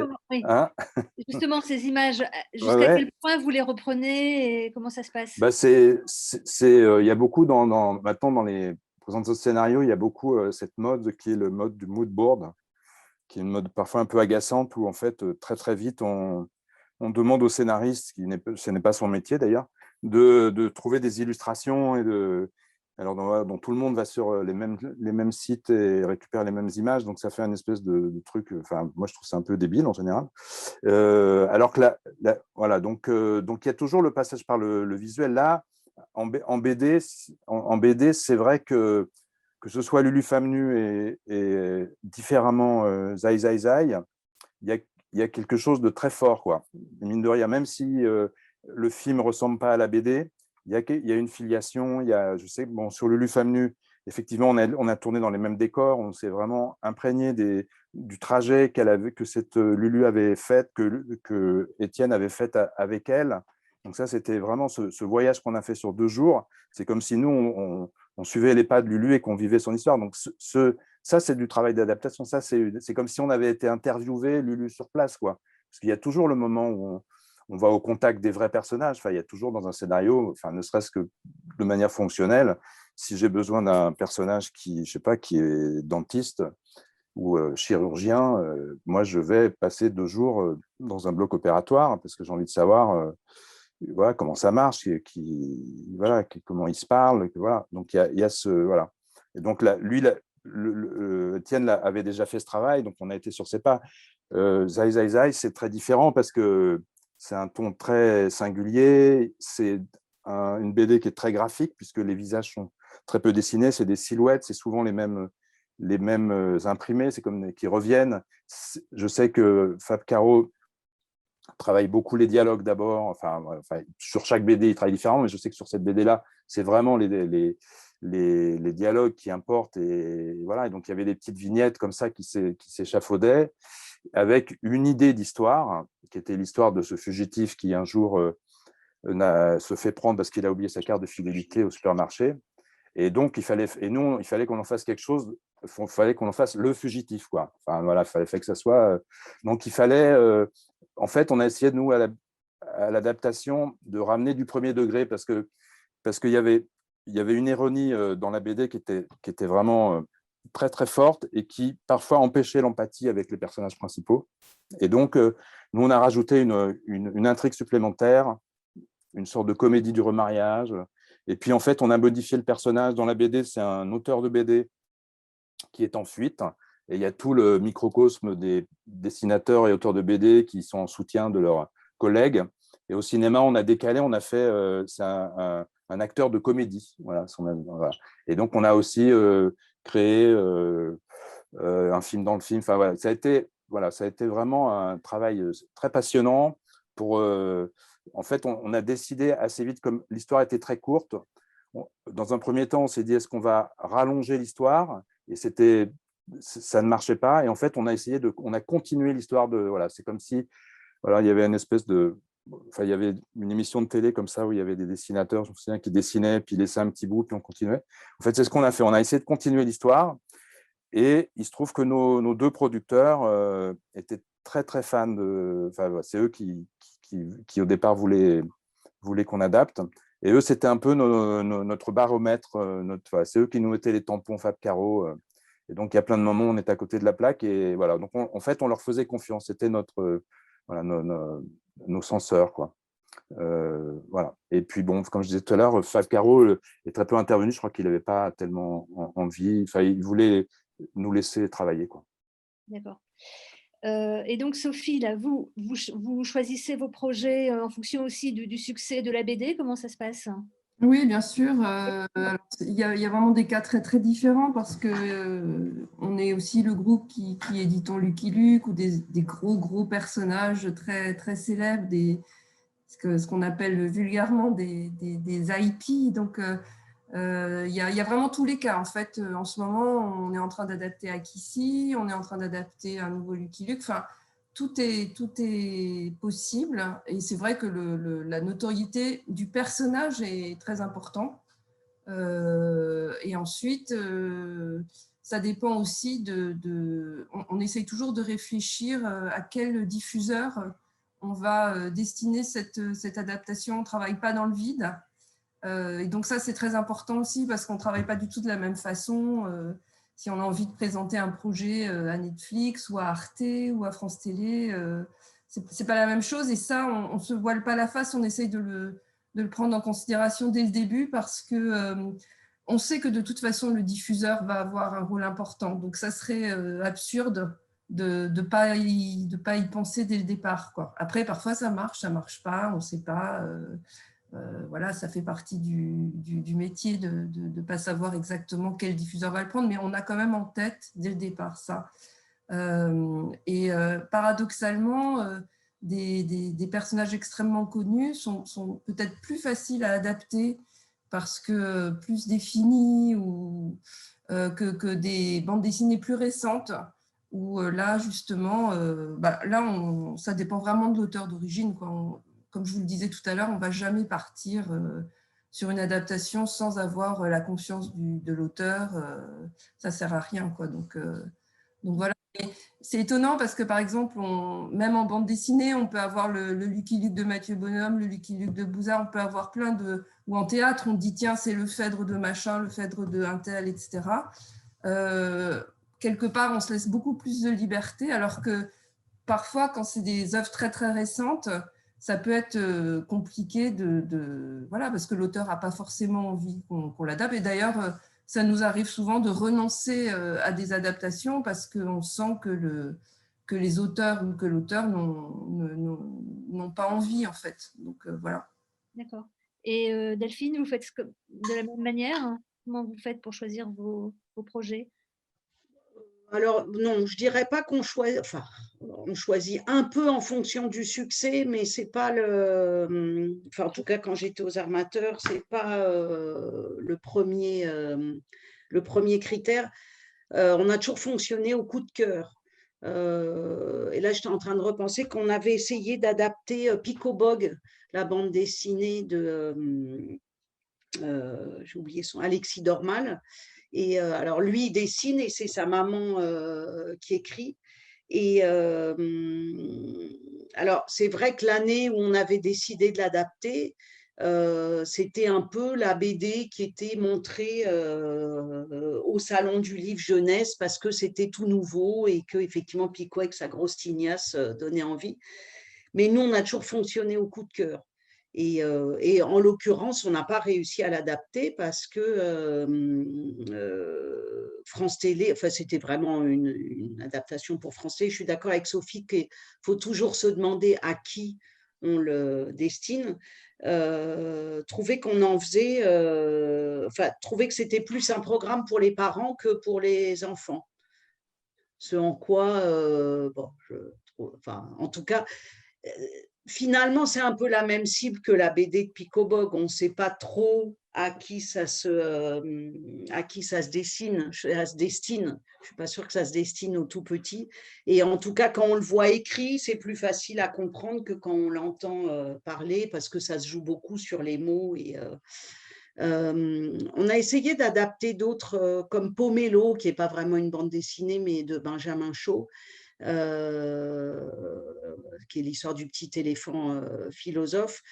Donc là aussi, c'est quelque chose qui a du succès, mais ce n'est pas non plus des IP comme Lucky Luke ou le Marsupilami, quoi. C'est quand même plutôt des, je dirais, un peu des niches.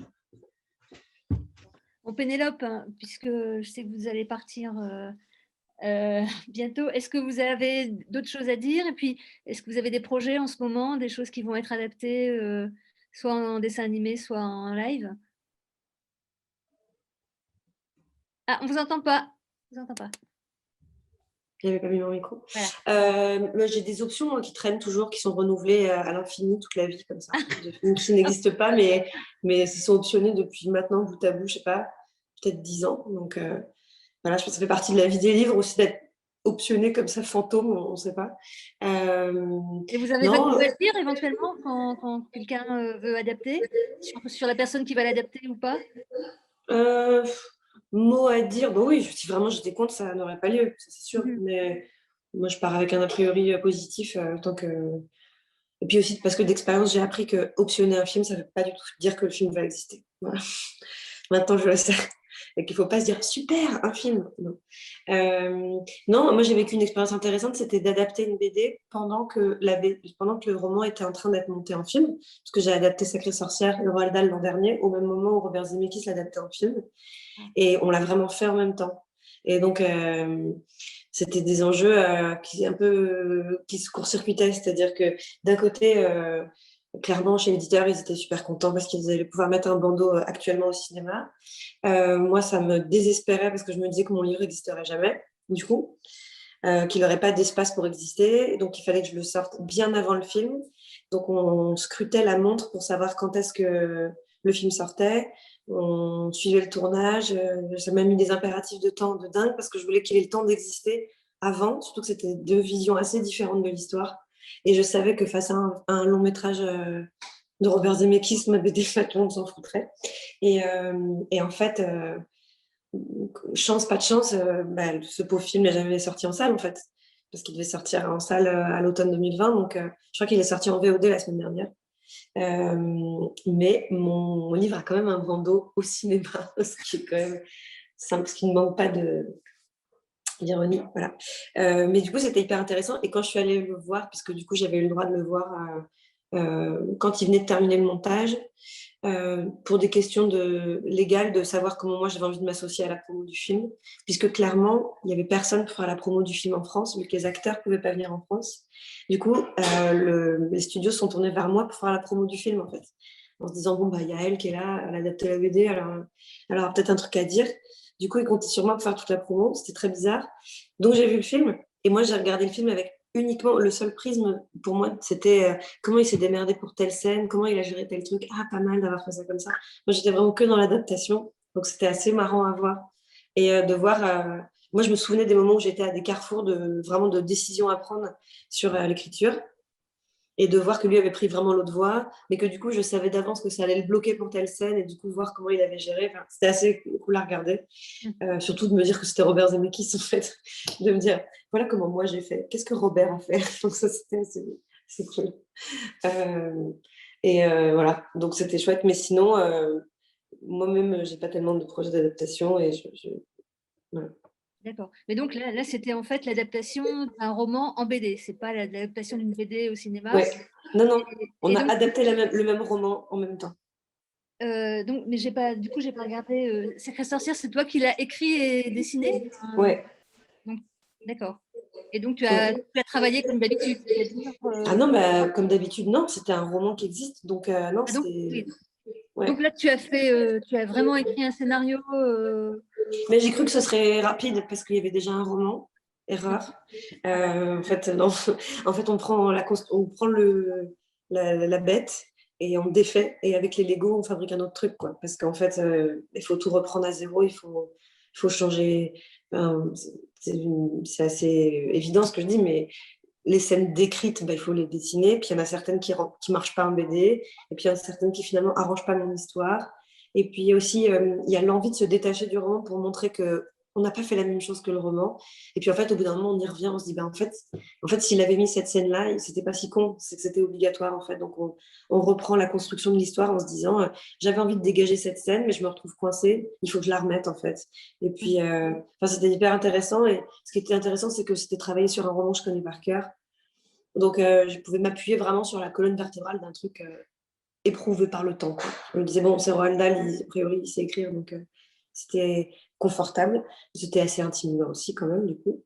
Mais c'était super de pouvoir faire ça. J'étais ravie d'avoir qu'on me propose ça. C'était vraiment une occasion. Mon mois de mi-temps était fou. Tu l'as proposé quand même. Ouais. De l'extérieur, de l'éditeur. Ouais, en fait, des ayants droit de Roald Dahl. Mais on a vu un James Bond, un vieux James Bond écrit par Roald Dahl. Il est pourri. Mais regardable. Je ne sais plus comment il s'appelle, mais c'est le méchant. Il est dans une sorte de sous-marin. Et puis, les filles qui m'ont trahi, elles sont jetées et bouffées par des requins. Non, là, tu confonds avec l'espion qui m'aimait. C'est ça, le Non, truc de c'est pas celui-là. Ah non, c'est celui avec dans l'espace. Oui, c'est un avec une navette qui avale une autre navette. Des fusées qui mangent les autres fusées. Génial, vous avez vu ça. C'est avec Sean Connery. C'est avec Sean Connery, ouais. Ah ouais. Et ça, c'était vraiment très bizarre. Et donc, on a halluciné, parce que oui, et ça commence par un massacre. On essaye de tuer en Chine ou je sais pas quoi. Il y a un lit qui se relève et donc la mitraillette mitraille le lit, mais quand même, James Bond ne meurt pas. Et après, il sort et c'est Roald Dahl qui l'a écrit. Et c'est un bon exemple d'un grand auteur qui peut se vautrer au cinéma. Je vous conseille. Le film, c'est On ne vit que deux fois. Ah, merci. Donc, moralité, il ne faut pas adapter soi-même son écrit. En fait, moi, j'ai eu une très bonne école de la modestie, parce que c'est bon, la modestie, mais pas toujours. C'était de travailler sur des dessins animés, où j'ai appris le métier d'écrire des dessins animés sur les adaptations d'Emmanuel Guibert pour Sardines de l'espace et Ariol. Et c'était très instructif, parce que c'est vraiment rien à voir avec la BD, et c'est un autre métier. Mais au final, je croyais que ça allait être très rapide parce que c'était pour la jeunesse et tout ça, c'était en fait un vrai métier, mais j'ai beaucoup aimé. Mais c'est vrai que ça n'a rien à voir. Excusez-moi, je vous coupe, il faut que je vous laisse. Ouais. Donc je m'en vais comme une voleuse. Mais merci, c'était hyper intéressant tout ce que j'ai entendu. Je regarderai la suite après. Au revoir. Et surtout le James Bond. Hein. Et surtout le James Bond. Ça marche. Bon, au revoir. Salut. Merci, au revoir. Julie et Clément, donc là, vous avez pour projet d'adapter Pablo, c'est ça? Non, alors non, pas du tout. nous, on fait des BD, mais il se trouve qu'il y a des adaptations qui sont en cours. Pablo, en l'occurrence, pour être franc, c'est aussi des... On ne sait même pas du tout où ils en sont. Donc, ils ont acheté les droits, réacheté les droits, on suit de très loin. Mais en gros, à chaque fois, il y a quand même des gens qui achètent des droits audiovisuels et on ne sait pas si ça va être fait. Voilà, on a plusieurs options qui courent, mais c'est vrai qu'on laisse les gens un peu libres. Et donc, c'est vrai que ce que disait Pénélope est vrai. On devrait plus s'en soucier, mais une fois qu'on aime bien les... En fait, si parfois on refuse, on avait vu des producteurs qu'on avait trouvés abominables, et là, on avait refusé de leur... Tu sais, c'était des gars, là. Ne dénonçons pas, mais... Non, ils étaient horribles parce qu'en fait, le type, il était dans son bureau, mais il nous avait fait attendre. Enfin, bref, on peut refuser juste si le producteur est un sale con. Voilà. Mais sinon, en général, si on rencontre des réalisateurs qui sont passionnés par le projet et qui disent qu'ils vivent avec et qu'ils adorent, on est super contents. Vous avez compris le message, si vous nous faites attendre, on claque la porte directement. En même temps, le but d'un producteur, c'est toujours de travailler en accompagnement avec l'auteur. C'est-à-dire que ça n'a aucun intérêt de prendre les droits d'un bouquin quel qu'il soit, Pablo ou autre, et d'aller contre. Oui. Ah non, mais sans aller contre, mais c'est vrai qu'il y a par exemple... Non, mais il y a des couillons partout. Hein. Ouais. Non, mais notre camarade scénariste de tout à l'heure nous a bien expliqué qu'il était très content qu'Étienne Davodo aille s'occuper de quelque chose d'autre que du scénario du film. En fait, il y a des productrices, moi, j'en avais pas rencontré des super, mais celles qui ont fait culotter, je travaille avec elles aussi pour une adaptation d'un truc. Et Priscilla, je ne sais pas si vous la connaissez, Bertin et Judith Nora, et elles sont géniales. Et donc, c'est vrai qu'elles sont tellement... c'est là où un producteur a tout son sens. C'est quand quand le producteur est aussi passionné qu'un réalisateur. Voilà, c'est génial. Mais ce n'est pas toujours le cas. On a rencontré des connards. 1, 2. Et l'autre, pour répondre à la question que vous ne m'avez pas posée, mais qui rejoint un peu ça, autre projet en cours où justement je pense pas m'en mêler, c'est donc À main nue qui va être adapté par Mélanie Laurent et joué par Mélanie Laurent également pour Légende. Et donc là, je pense qu'on va clairement aussi lui laisser le champ libre pour se saisir de notre diptyque, bien que le deuxième tome ne soit pas encore sorti, mais ça ne saurait tarder. Mais donc, tu n'as plus de projet de réalisation, d'adaptation dans le dessin animé en ce moment? Dessin animé ou pas, personnellement, non. Je suis trop occupé à faire des livres pour m'occuper d'adaptation. D'accord. Voilà. Je préfère faire des livres, c'est beaucoup plus simple. Pardon, hein, je veux décourager personne, mais il n'y a pas toute cette chaîne de décision. C'est beaucoup moins cher. Les effets spéciaux, c'est le même prix, les costumes, tout ça, on peut faire tout ce qu'on veut à la maison tranquillement. Et on n'a pas tous ces ennuis. Pour moi, mon expérience de l'audiovisuel, c'est toujours tout un tas de réunions avec tout un tas de gens pour régler tout un tas de problèmes. Et je n'ai pas perçu la notion de plaisir vraiment dans tout ça. D'accord, mais ça rapporte peut-être un petit peu moins l'écrit que l'audiovisuel, non? Ça reste à prouver. Non, moi, j'ai mieux ma vie en faisant des livres qu'en faisant des films. D'accord. Donc, non. Si c'est juste une affaire de sous, il vaut mieux que je fasse des livres. D'accord, très bien. Sauf si c'est les ch'tis ou un truc à 50 millions d'entrées, mais sinon, c'est pas très... Enfin, c'est pas inintéressant, mais c'est pas non plus une motivation suffisante pour... voilà. D'accord. Mais Jean-Luc, toi, tu as fait des scénarios de bande dessinée? Pardon. Oui. Non. Non, tu n'as fait que des scénarios d'audiovisuel. Non. Je n'ai pas fait de... Et ça t'a jamais tenté de faire des scénarios alors, en fait, j'ai eu un moment, j'avais eu envie de transformer, d'adapter le film L'effet aquatique en BD. Donc, j'avais commencé de faire l'inverse, quelque chose qui se fait plus rarement, parce que je voulais continuer. En fait, je pense que je voulais continuer encore à vivre avec ce film. Et donc, je m'étais dit que, voilà, donc j'en avais parlé à quelques personnes, notamment Yann Lequelec, avec qui j'avais travaillé sur le projet de Air Guitar. Et voilà, puis voilà, ça reste un projet. Pour l'instant, j'ai pas poursuivi. Et voilà, peut-être que ça se fera un jour, mais voilà, c'est pas d'actualité. D'accord. Mais moi, quand aux Armateurs, on a développé un long métrage qui s'appelle Lulu et Nelson avec le graphisme, le dessin d'Aurélie Néret, la créatrice des carnets de cerises. Ouais. Et les deux scénaristes qui ont travaillé sur le scénario du long métrage, on leur a proposé de faire une BD et c'est eux qui ont fait aussi le scénario de BD. Mais sachant qu'ils avaient déjà fait des scénarios de BD avec la balade de Yaya. Ah oui, c'était bien.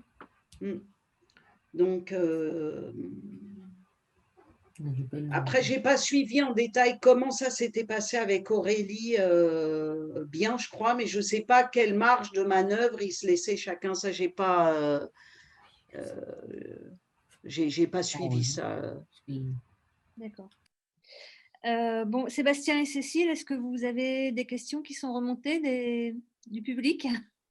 Pas pour l'instant. Non, il n'y a pas de questions, mais moi j'aimerais bien poser une question à Julie sur le scénario, parce que est-ce que j'ai cru comprendre que tu n'écrivais pas de scénario, Julie, d'audiovisuel, non? Pas du tout? Parce que tout à l'heure, tu disais que tu avais travaillé en animation avec… Oui, non, j'écris des scénarios pour des adaptations, je te dis, d'Ariol et de Sardine.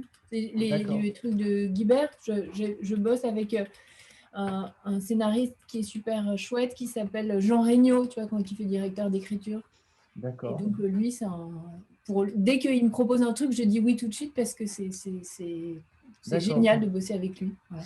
Et c'est avec lui que tu travailles pour Silex, Priscilla Bertin? Non, alors ça, c'est autre chose. C'est dans Silex, ils ont vachement aimé une bande dessinée qu'on avait fait sur la cyberguerre et on est en train d'essayer de développer une série autour de ça. Et donc là, je suis partie prenante de la Bible, mais c'est tout, tu vois, c'est à ce stade-là. Mais simplement, c'est vraiment une rencontre. Je les trouve formidables, ces filles. Et j'ai vu aussi leur culotté, l'adaptation, ce qu'ils ont fait du Pénélope Bagieux. J'ai trouvé ça vachement bien. Ben là, pour le coup, c'est un vrai travail d'écriture, scénario audiovisuel. Ah non, mais c'est un autre métier. C'est clair que ça n'a rien à voir. Tu le pratiques. Oui. Et donc, j'en viens peut-être à la question suivante. Avec aucun désir d'adapter les albums que vous travaillez ensemble actuellement? Écoute, pas contrairement à plein d'autres gens, moi, j'arrive pas à faire trop de choses, donc c'est une question de temps. Ah bah, là, vous êtes productif, quoi. Non, mais un roman, par exemple, ça m'a pris beaucoup de temps. Tu vois. Et là, on doit faire une série sur Dali, qui est une sorte de suite de Pablo. D'accord. Et juste pour revenir à l'écriture d'un scénario de BD, parce que je n'ai jamais vu à quoi ressemblait, enfin, vous en avez parlé, du coup ça m'a un peu éclairé là-dessus, mais et tu parlais d'écriture de pièces de théâtre, tu voyais ça un petit peu plus avec du dialogue et des didascalies comme… Est-ce qu'on est plus, ça ressemblerait plus à une pièce de théâtre, l'objet scénario, ou à… Alors, c'est séquencé c'est ce que moi j'aime en BD. Il y a plein de sortes de BD. Donc, Clément, il parlait aussi de l'illustration et tout. Il y a des bandes dessinées, par exemple, Les culottés de Pénélope Bagieux, c'est pas du tout dans ce style-là. Elle raconte une histoire d'une façon plutôt statique, et c'est des portraits. Alors que moi, ce qui m'amuse et tout ça, c'est vraiment que ça soit dynamique et que ça soit un peu comme un film ou comme une pièce de théâtre, qui ait des scènes avec des enjeux et que les personnages, qu'on vive avec eux et que ça bouge, même si c'est de la BD. Donc ça, c'est la BD que j'aime bien faire. Mais il y a plein de façons de faire de la bande dessinée. Mais c'est vrai que moi, je suis plus dans ce style-là. Voilà. D'accord. En l'occurrence, moi, je voulais revenir sur les scènes de groupe qui sont assez présentes, je trouve, dans Pablo. Parce que tu disais, Clément, que les scènes de groupe, tu n'étais pas fan de ça. Alors, je ne sais pas comment elles ont été écrites par Julie, mais en tout cas, elles sont super réussies et moi, je les adore. Justement, ça fait partie des scènes de Pablo que j'ai vachement aimées. C'est ces scènes chez Canveller, je pense. Enfin, Ouais, ou Gertrude Stein. Ouais, voilà, enfin, leur collectionneur. Oui, non, mais après, je ne dis pas qu'il ne faut pas les faire. D'ailleurs, je l'ai fait. Mais simplement, ça mobilise énormément d'énergie et ça pose des problématiques de mise en scène. Enfin, ce n'est même pas une question de mise en scène, et je pense que c'est vraiment une limitation mentale, il faut que je travaille là-dessus. C'est que pour moi, dessiner un espace clos, c'est compliqué. C'est-à-dire que je vois les personnages dans l'espace, j'arrive à les situer les uns par rapport aux autres, mais j'ai comme un cloisonnement mental qui fait qu'il y a un plafond, qu'il y a des murs, qu'il y a des fenêtres, et j'arrive pas, où j'ai des difficultés à faire en sorte que ça fasse des cadrages et des images qui soient intéressants, qui soient remarquables. Donc ça a vite fait d'être un petit peu banal, quoi. C'est-à-dire que tu mets en opposition des scènes en intérieur et des scènes en extérieur, c'est ouais, ça où tu te sens mieux? Ouais. Je suis tellement étonné que tu me dises ça. Franchement, sans flatterie, moi, tout ce qui se passe chez Pablo, à l'intérieur du bateau Lavoir, enfin, c'est tellement poétique. En fait, c'est intéressant. Je pense qu'il faut que je me fasse soigner, mais pour moi, le bateau Lavoir, c'est différent parce que justement, c'est pas un appartement. C'est un atelier et d'ailleurs, si tu regardes un petit peu, si tu compares le bateau Lavoir sur les 4 volumes, c'est un espace qui ne se ressemble jamais. Parfois, il est petit, parfois, il est grand. C'est un espace complètement variable. C'est un peu comme la maison des Sissoko dans Aya.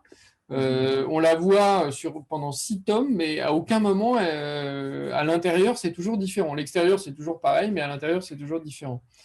Et donc, mais ce que tu n'aimes pas, c'est quand ils sont assis, c'est quand c'est une conversation.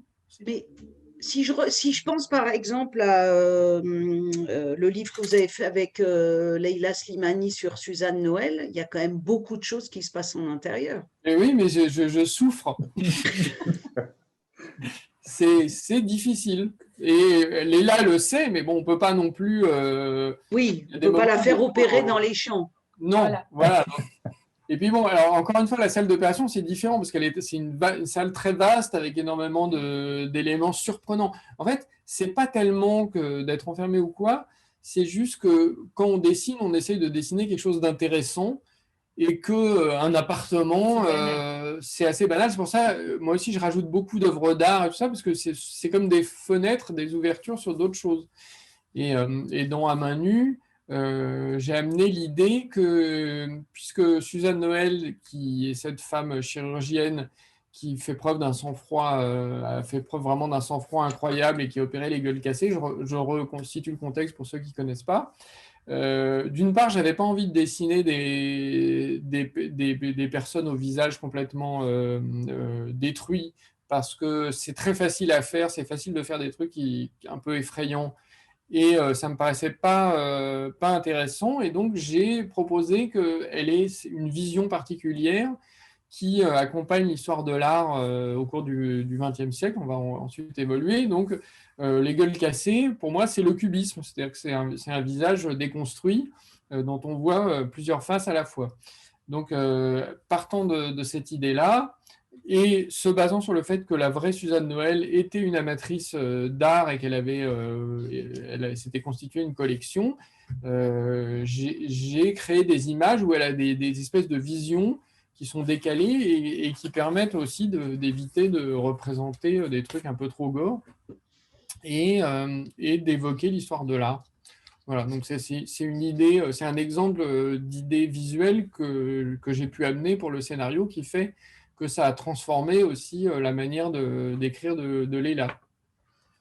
Ce qui fait que là, sur le tome 2, qui est presque fini d'écrire, j'ai commencé déjà le storyboard, on est toujours en train de se dire qu'est-ce qu'on pourrait évoquer, qu'est-ce qu'on pourrait amener dans l'histoire pour quel tableau. Voilà, donc on a pensé aussi on veut introduire Frida Kahlo, enfin des peintres dont on n'avait pas encore évoqué l'existence auparavant. Donc voilà, ça donne des pistes de réflexion et du coup ça donne des visuels qui deviennent plus intéressants, enfin on essaye en tout cas, que simplement les murs d'un appartement. C'est-à-dire que j'admire par exemple Guy Delisle qui a fait cette BD où le gars est enfermé dans une pièce pendant 400 pages. Je trouve ça, On n'a pas pu moi, le faire. non, mais c'est pas la question, c'est que si je devais le faire moi-même, je me suiciderais à la page 50. Quoi. C'est pour ça que vous ne le faites pas. C'est pour ça que je ne le fais pas. Regarde Johnny Got His Gun ce soir, ce sera un bon moment. C'est vrai qu'en adaptation, justement, nous, on recherche aussi, et ça peut être un peu triste, mais effectivement des décors qu'on va pouvoir réutiliser, des ambiances, etc. Donc, il y a aussi un gros travail d'adaptation au début du développement en fait, d'un projet. Et c'est vrai qu'il y a plein d'entrées possibles pour une adaptation, parce que quand on a un coup de cœur pour une bande dessinée, parfois c'est l'univers qui nous plaît, parfois c'est vraiment l'histoire, parfois c'est les deux. Et donc, il y a déjà un ajustement à faire au début. Et c'est vrai que les auteurs de la bande dessinée peuvent être très impliqués au début dans la bible littéraire et graphique du projet. Et puis après, une fois qu'il y a 1 ou 2 scénarios qui sont écrits, notamment dans la série, ils lâchent un peu l'affaire et ça suit son cours. Et donc, mais c'est très important pour nous de pouvoir travailler avec eux sur tout ce qui est la bible en fait, de la série. Bon, ça existe moins pour un long métrage, parce que c'est vraiment là qu'on va placer tous les curseurs. Et c'est vrai qu'une adaptation, c'est souvent une histoire de curseur. En fait, il n'y a jamais une adaptation, c'est jamais un copier-coller. Et d'expérience, quand on fait des copier-coller, c'est épouvantable, ça ne marche pas, c'est pas intéressant. Donc, la collaboration et la confiance avec les auteurs, elle est importante pour savoir justement comment on va placer tous ces petits curseurs au début du développement. Par exemple, on a souvent des problèmes d'âge des personnages, souvent on veut les grandir, etc. Donc, il faut à la fois les faire évoluer, mais sans trahir ce qu'on avait au départ.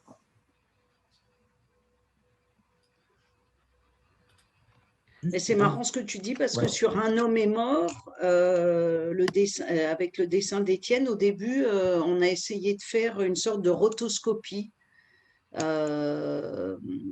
qui était absolument horrible. Donc, on lui a montré, mais ça ne nous plaisait pas, enfin, ça plaisait à personne.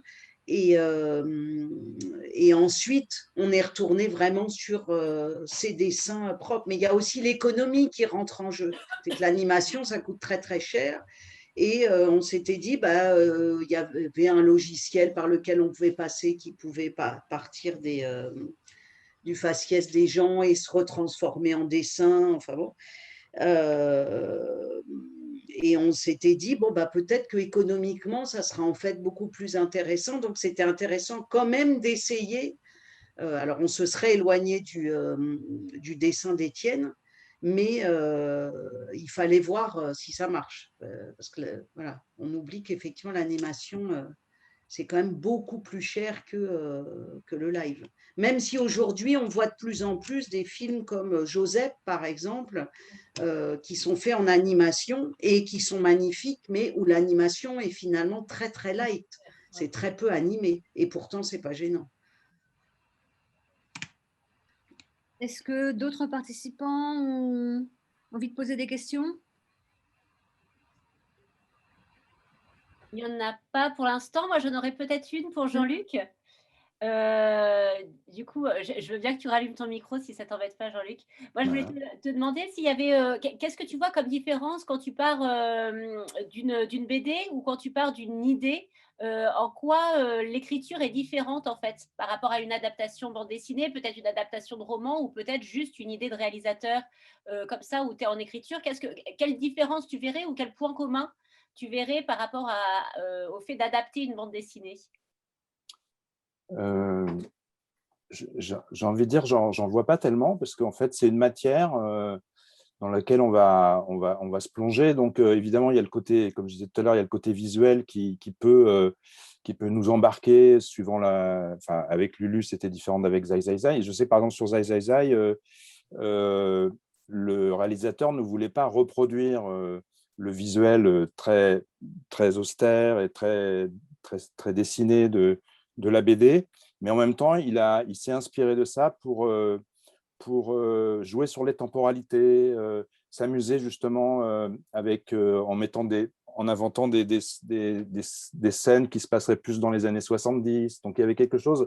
En fait, il y a une façon de transposer, de reprendre des idées et voilà, de les malaxer, de retrouver une forme qui donne quelque chose de similaire, sans être le copier-coller, évidemment, qui ne marchait pas. Enfin, sur Zai Zai Zai, ça n'aurait pas pu marcher. Je sais qu'en même temps que l'été dernier, il y a eu une adaptation d'une autre BD sur Canal+ de Fab Caro, où là, ils avaient fait des fonds dessinés, quoi, où les personnages étaient posés devant les fonds dessinés. Là, c'était assez proche de la BD. Il y avait quelque chose d'assez théâtral. Enfin, moi, je trouvais ça assez réussi. François de Sagnaï, il a cherché autre chose. Donc, il y avait il a essayé de trouver des motifs, voilà, des motifs de couleurs, des motifs qui revenaient. Donc, il y avait quelque chose de graphique qui était très différent de la BD. Et il est évident que si on n'était pas parti de ces BD, cette recherche n'aurait pas été faite. Si on était parti d'un roman ou d'un fait divers, on ne serait pas allé par là. Donc, il y a quelque chose de graphique dans le film qui est inspiré indirectement de la BD sans être copié-collé, quoi. Et pour Lulu Femme Nue, comme je disais tout à l'heure, c'était vraiment, on s'en est servi comme d'un carnet de voyage, quoi. Comme si Lulu, le personnage, nous avait laissé son carnet de voyage avec des esquisses et photos, les petits polaroïds, etc. Nous, on s'en est servi vraiment comme ça. Donc, c'est comme si on avait embarqué avec nous le carnet de voyage du personnage. Donc, à chaque fois, l'entrée n'est pas la même, quoi. Mais il y a une entrée, il y a une façon voilà, c'est de s'emparer. Il y a des choses qui nous rebutent, il y a des choses… Enfin, c'est vraiment, comment dire… Il y a des choses avec lesquelles on est en empathie, des choses qui sont plus compliquées pour nous. Enfin, il y a un travail comme ça je dirais, où on apprivoise et on se fait apprivoiser par la BD. Mais globalement, que je parte de faits réels c'est une matière qui, de toute façon, va être transformée, quoi. Donc, la manière de m'embarquer dans le travail, ma disposition d'esprit, je dirais, est assez identique. Et j'ai l'impression que c'est aussi un travail de coécriture avec le réal à chaque fois, enfin, la réalisatrice. Dans les deux cas, oui, ils avaient tous les deux… Enfin, Solveig, c'était vraiment plus une empathie sur le personnage. Et vraiment, ça a été, comme je disais tout à l'heure, quelque chose qui était presque une continuité des films qu'elle avait fait avant. Elle poursuivait comme ça, je dirais peut-être le même portrait de cette femme, comme si c'était la facette différente. Donc, il y a une continuité avec les autres films qu'on avait d'ailleurs écrits ensemble. Donc, il y avait vraiment… On s'est emparé de cette BD surtout comme la possibilité de travailler ensemble, quoi, aussi. Ça a été quelque chose… Voilà. Et il se trouve qu'il y a aussi l'intervention de l'actrice qui est arrivée comme un médium particulier qui, elle, avait très envie… Enfin, les deux, Solveig et Karine Viard, avaient envie de retravailler ensemble parce qu'elles n'avaient pas retravaillé depuis Au Laker. Et donc, elle cherchait… Le film précédent, on lui avait proposé… On lui avait déjà proposé 2 films à Karine. Et elle, ça ne l'intéressait pas. Donc, on arrivait vraiment… On était tétanisés. Et en fait, là, ça s'est fait parce que justement, il y avait quelque chose de l'idée du contre-emploi. Voilà. Donc, ce travail avec l'actrice qu'on a fait, on a fait des lectures avec elle, fait partie de l'adaptation, évidemment, quoi. Franchement, c'est la lecture que Karine avait fait de la BD, la rencontre que Karine a eue avec Étienne Davodo. Voilà, tout ça, ça fait partie de l'adaptation. Ce n'est pas juste nous deux devant notre papier, notre crayon, quoi. Voilà. Pour Zai Zai Zai Zai, le comédien est arrivé tôt aussi, comme pour… Non. Jean-Paul Rouve est arrivé à la fin du scénario. Le scénario était pratiquement fini. Ensuite, on a fait une lecture avec lui et il a fait des suggestions, etc. En fait, Jean-Paul Rouve était très fan de la BD et quand il a su que la BD était adaptée, en fait, il nous a sollicité, quoi. Enfin, voilà. Il a montré son désir pour la BD. Il était très curieux de voir qu'est-ce qu'on avait fait de cette BD parce que lui, il était très très fan de l'univers de Fab Caro. Il avait envie de faire quelque chose avec Fab Caro et avec ça, voilà. Et donc il est arrivé comme ça. Et là aussi, c'était comme un examen de passage parce qu'en fait, voilà, quand quelqu'un est très fan d'une BD, voilà, faire lire le scénario à chaque fois, ça a été un peu… Enfin, autour de Zai Zai Zai, il y avait vraiment… voilà, il y a un groupe de fans très fort et il y avait beaucoup d'attentes autour du scénario. en plus, il y a eu d'autres cinéastes qui s'étaient emparés de l'histoire et qui n'avaient pas réussi, enfin, en tout cas, qui avaient arrêté parce qu'ils s'étaient trouvés dans des problèmes. Voilà, je sais pas, j'en ai pas parlé avec eux, mais en tout cas, c'est vrai que là, Jean-Paul Rouve est arrivé à la fin, mais avec ce désir de plonger dans cet univers, de s'emparer de cet humour particulier qu'a Fab Caro, quoi. Il a été content. Il a retrouvé. Jean-Paul Rouve, oui, je pense qu'il Ouais. a été content. Ouais, enfin, il avait l'air content, en tout cas.